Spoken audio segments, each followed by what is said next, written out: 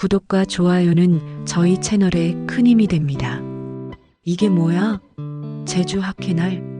미희의 손끝이 떨렸다. 과속 통지서 속 남편의 차. 옆자리에 낯선 여자의 손이 스쳤다. 그 날짜, 그 시간. 그는 분명 제주에 있다고 했다. 토스트가 구워지는 냄새가 부엌을 채우고 식탁 위에는 따뜻한 커피 한 잔이 김을 올리고 있었다. 루비는 학교 갈 준비를 하며 거울 앞에서 머리를 묶고 있었다. 엄마, 오늘 미술 준비물 챙겼어? 응, 가방 안쪽 주머니에 넣었어. 그 평범한 대화가 그날따라 이상하게 낯설게 들렸다. 민석은 이미 출근한 뒤였다. 언제나 그렇듯 학회가 있다며 새벽같이 나갔다. 출근길엔 전화 한 통조차 없었다. 이제는 일상이라 부르기에 충분한 거리감이었다. 식탁 위 남편의 컵에는 커피가 반쯤 남아 있었다. 입자처럼 가라앉은 흔적이 묘하게 마음을 거슬렀다. 한때 그 컵은 서로의 이야기를 나누던 시간의 증인이었는데 이젠 그저 식탁의 물건 중 하나가 되어 있었다. 미희는 습관처럼 남편의 컵을 씻었다. 손끝에 닿은 온수의 감촉이 어쩐지 싸늘했다. 사람 마음이란 게 참 묘하지. 스스로 중얼거린 말이 허공에 흩어졌다. 거울 앞에 선 그녀의 얼굴은 언제나처럼 단정했지만 그 단정함이 오히려 피로하게 느껴졌다. 루비가 현관에서 말했다. 엄마, 나 먼저 가. 그래, 조심히 다녀와. 문이 닫히자 집안은 순식간에 고요해졌다. 미희는 식탁에 앉아 멍하니 달력을 바라봤다. 빨간 동그라미가 쳐진 날짜, 제주 학회. 며칠 전 민석이 써놓은 메모였다. 그 날짜가 오늘이었다. 그녀는 한참을 그렇게 앉아있다가 휴대전화를 열었다. 민석에게서 온 메시지 한 줄. 도착했어. 발표 잘 다녀올게. 이상할 정도로 짧은 문장. 점 하나 없는 말투. 20년을 함께 살아온 사람의 리듬이 아니었다. 미희는 폰을 내려놓았다. 그때까지만 해도 몰랐다. 그 통지서가 모든 것을 뒤집을 단서가 될 줄은. 며칠 뒤 봄비가 내렸다. 희미한 물비린내가 거실 창틈으로 스며들었다. 미희는 커피를 내리며 창밖을 바라봤다. 남편 민석은 여전히 바빴다. 출장, 학회, 세미나. 이유는 늘 비슷했다. 그녀는 그 말들을 굳이 의심하지 않으려 애썼다. 의심은 결혼 생활의 균열이니까. 그날 저녁 루비가 신이 나서 말했다. 엄마, 나 새 친구 생겼어. 이름이 진주야. 진주? 그 이름이 묘하게 귓가에 남았다. 보석 같은 이름. 이상하게도 미희의 가슴 어딘가가 살짝 저려왔다. 루비는 학교 이야기로 들떠 있었다. 같은 반인데 너무 착해. 그림도 잘 그리고 공부도 잘해. 선생님이 발표 때마다 칭찬해. 그런 친구 있으면 든든하겠다. 미희는 미소를 지었지만 어딘가 마음이 불편했다. 이유를 설명할 수 없는 낯선 감정이었다. 며칠 후 루비가 진주를 집으로 데려왔다. 엄마, 이쪽은 진주야. 문 앞에 선 소녀는 조용하고 예의 바른 아이였다. 단정히 묶은 머리, 맑은 눈동자, 그리고 어딘가 익숙한 미소. 안녕하세요, 루비 어머니. 그 한마디에 미희의 가슴이 철렁 내려앉았다.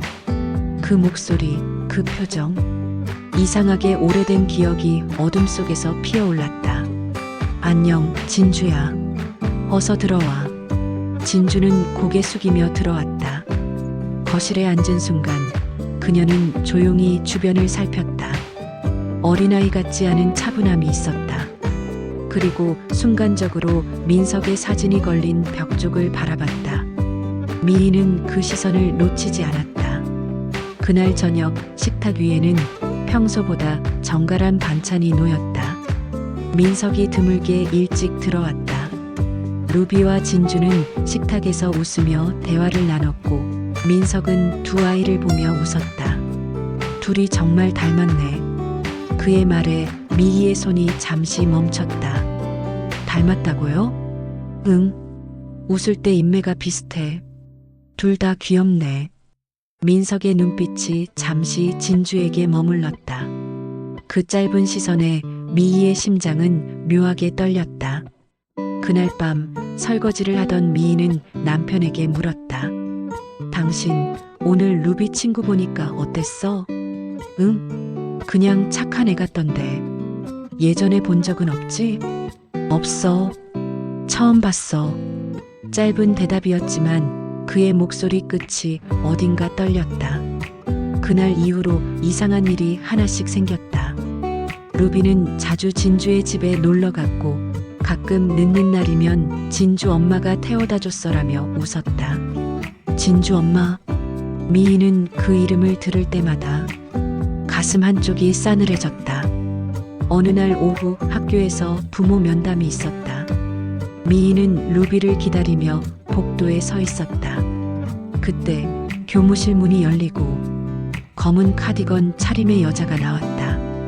단정한 헤어스타일, 고요한 눈빛, 그리고 낯익은 얼굴. 진주야, 오늘 엄마 먼저 갈게. 그 목소리, 숨이 멎었다. 미희는 발이 바닥에 붙은 듯 움직이지 못했다. 그녀는 천천히 돌아서며 눈을 마주쳤다. 안녕하세요. 혹시 루비 어머님이신가요? 차분하고 고운 말투였다. 아, 네. 저는 강수정이에요. 진주의 엄마입니다. 그 이름이 공기를 가르며 들어왔다. 순간 귀가 먹먹해졌다. 숨이 막히고 손끝이 저려왔다. 반갑습니다. 그 말을 내뱉는데 온몸에 힘이 빠졌다. 20년 전 그 이름은 한 남자와 함께 지워졌어야 했다. 하지만 지금 그 이름은 딸의 친구 어머니로 눈앞에 서 있었다.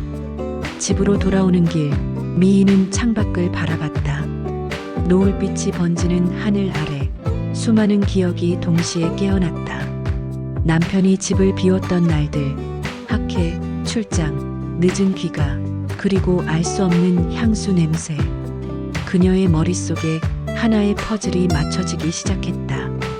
그리고 그 중심에는 강수정이라는 이름이 있었다. 그날 밤 미희는 잠을 이루지 못했다. 남편의 숨소리가 너무 낯설게 느껴졌다. 그녀는 이불 속에서 손을 움켜쥐며 혼잣말을 했다. 설마 아니겠지. 하지만 이미 마음속에는 거대한 균열이 시작되고 있었다. 시간은 20회전으로 흘러간다. 그의 봄 병원 복도는 언제나 소독약 냄새로 가득했다. 하얀 벽, 하얀 가운, 그리고 젊은 간호사 강수정. 그녀는 매일같이 환자의 손을 잡으며 말했다. 괜찮아요. 조금만 참으세요. 그 부드러운 목소리 때문에 많은 환자들이 그녀를 기억했다. 그 병원에는 인턴으로 일하던 한 남자가 있었다. 장민석? 젊고 유능했지만 차가운 눈빛을 가진 남자였다. 수정은 처음엔 그저 존경심을 느꼈다. 하지만 어느 날 그의 피곤한 얼굴에 잠깐 스친 미소가 이상하게 가슴을 쿵 하고 울리게 했다. 야간 근무가 겹치던 어느 날이었다. 응급실로 실려온 교통사고 환자를 함께 돌보다가 둘은 새벽까지 꼬박 서 있었다. 모니터의 심박수가 안정되자 민석은 창가에 기대며 말했다. 수정 씨, 이런 날엔 그냥 바다가 보고 싶네요.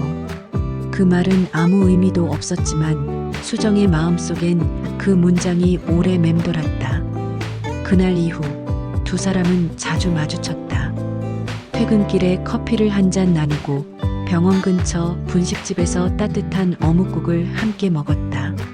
누가 먼저였는지는 기억나지 않는다. 어느새 그들의 관계는 위로와 의지의 이름으로 자라났다. 하지만 민석에겐 약혼자가 있었다. 의사 집안의 딸 박미희. 수정은 그 사실을 뒤늦게 알았다. 그녀는 며칠 동안 병원에 나오지 않았다. 눈물이 멈추지 않았고 자신이 그저 잠깐의 위안일 뿐이라는 걸 깨달았다. 그러나 운명은 언제나 잔인했다. 민석이 찾아왔다. 수정 씨 미안합니다. 하지만 당신을 잊을 수가 없어요. 그 말에 그녀는 다시 무너졌다. 그날 밤 차가운 봄비 속에서 둘은 끝내 선을 넘었다. 그 후 몇 달간 그들은 비밀스럽게 만났다. 병원 근처 모텔, 지방학회, 그리고 퇴근 후의 짧은 시간들. 그 사랑은 불안하고 달콤했고 그리고 무모했다. 그러던 어느 날 수정은 자신의 몸에서 이상함을 느꼈다. 손끝이 떨리고 냄새에 예민해지고 밤마다 구역질이 났다. 병원 화장실에서 몰래 테스트기를 본 순간 손에서 힘이 빠졌다. 2줄 임신이었다. 그녀는 한참을 울었다. 민석에게 이 사실을 말해야 할지 아니면 혼자 사라져야 할지. 결국 그녀는 편지를 남겼다. 당신에게는 빛나는 미래가 있습니다.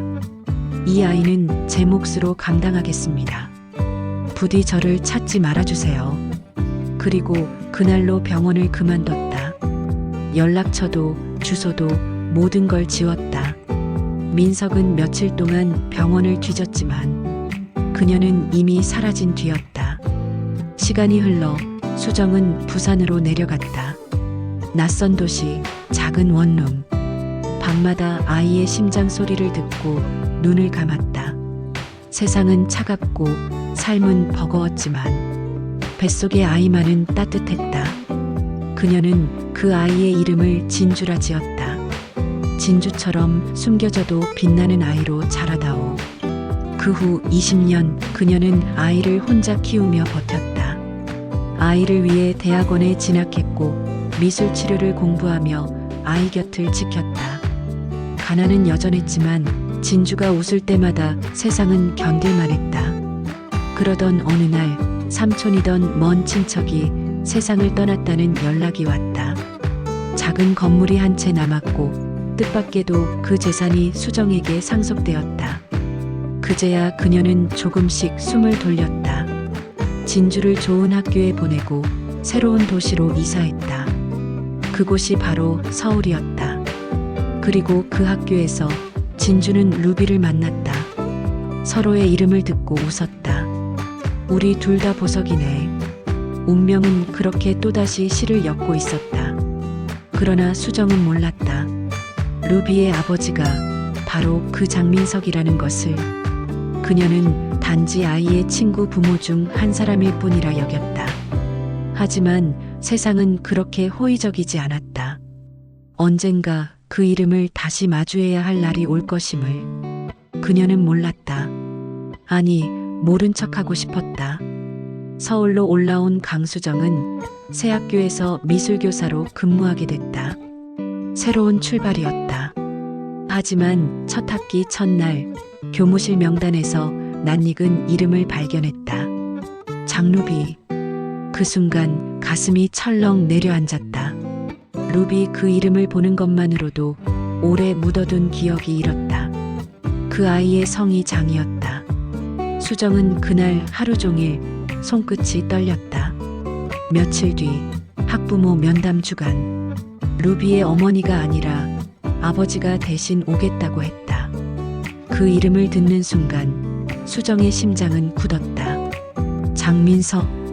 서류를 들고 교무실 문 앞에 선 그 남자. 그는 20년 전 그대로의 눈빛이었다. 단지 세월이 그의 얼굴에 주름을 남겼을 뿐이었다. 민석 역시 그녀를 알아봤다. 눈빛이 스쳤다. 둘 다 아무 말이 없었다. 그저 정중한 인사만 주고받았다. 오랜만입니다. 아니, 처음 뵙겠습니다. 그 짧은 문장 속에 수많은 시간과 죄책감이 얽혀 있었다. 그날 밤 민석은 잠을 이루지 못했다. 루비의 담임이 수정이라는 사실은 운명처럼 동시에 재앙처럼 느껴졌다.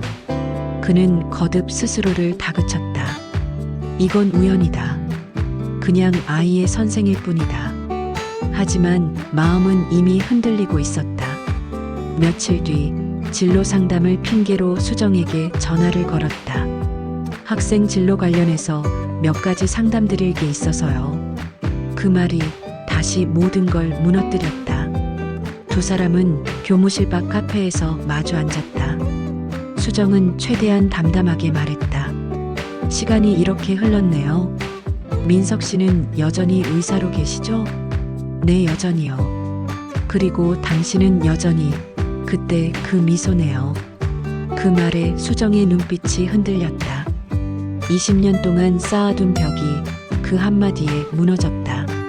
그날 아무 일도 없었지만 둘의 마음은 이미 위험한 길로 향하고 있었다.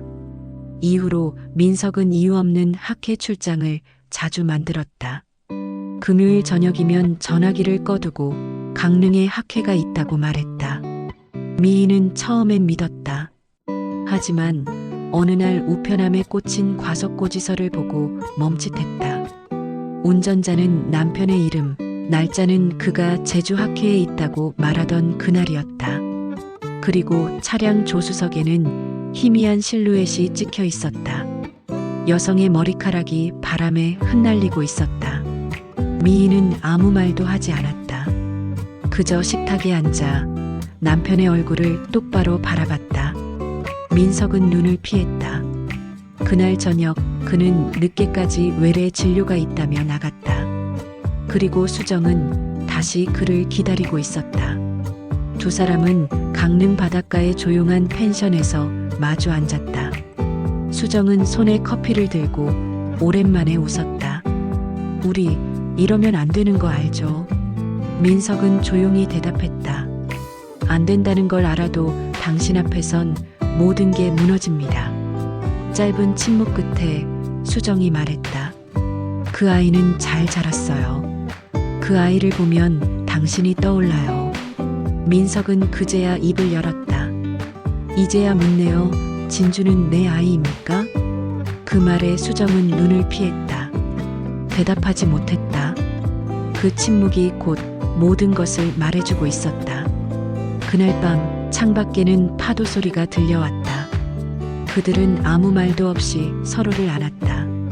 20년 전의 봄처럼 같은 죄를 다시 지었다. 며칠 뒤 미희는 남편의 셔츠 주머니에서 강릉 펜션의 영수증을 발견했다.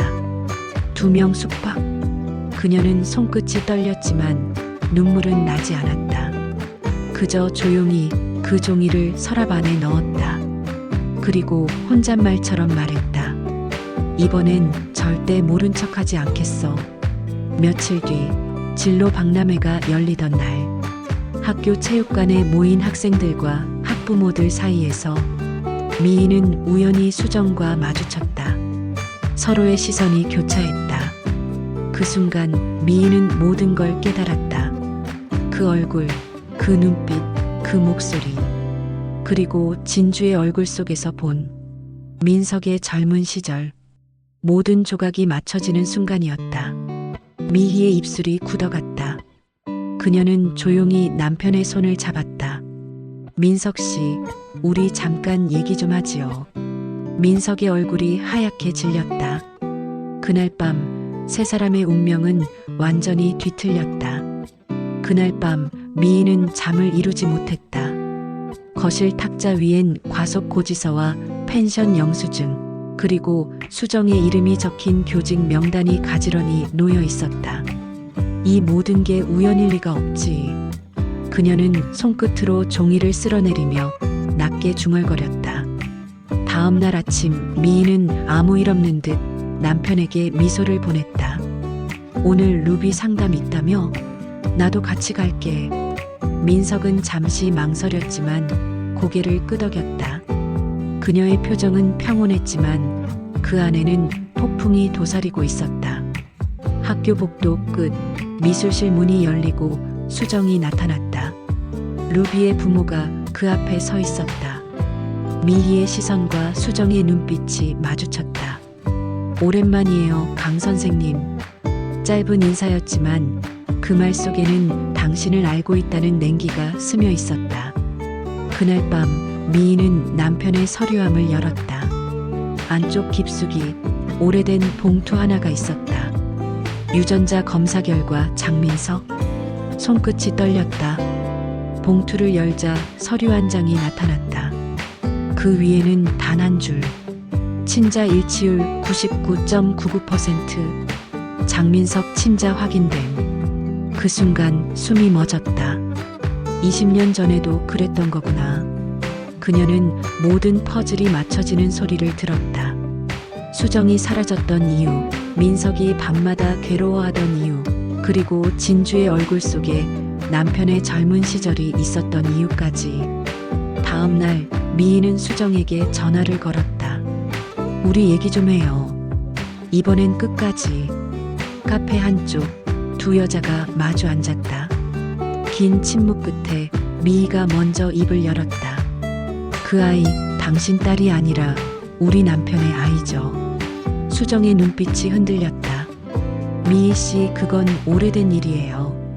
하지만 그 오래된 일이 지금 내 딸 인생을 흔들고 있어요. 수정은 조용히 눈을 감았다. 그땐 사랑이라고 믿었어요. 그 사람이 결혼한다는 걸 알고 떠났죠. 하지만 아이는 이미 제 안에 있었어요. 누구에게도 말할 수 없었어요. 그냥 제 인생의 벌이라고 생각했어요. 미희의 손이 떨렸다. 그럼 진주는 내 남편의 피를 이어받은 거네요. 그 아이는 아무 잘못도 없어요. 그저 사랑받고 싶었던 결과일 뿐이에요. 그때 카페 문이 열렸다. 민석이 들어왔다. 공기가 얼어붙었다. 두 여자의 시선이 동시에 그를 향했다. 당신이 했던 모든 거 이제 내가 다 알아. 미희의 목소리는 차분했지만 서늘했다.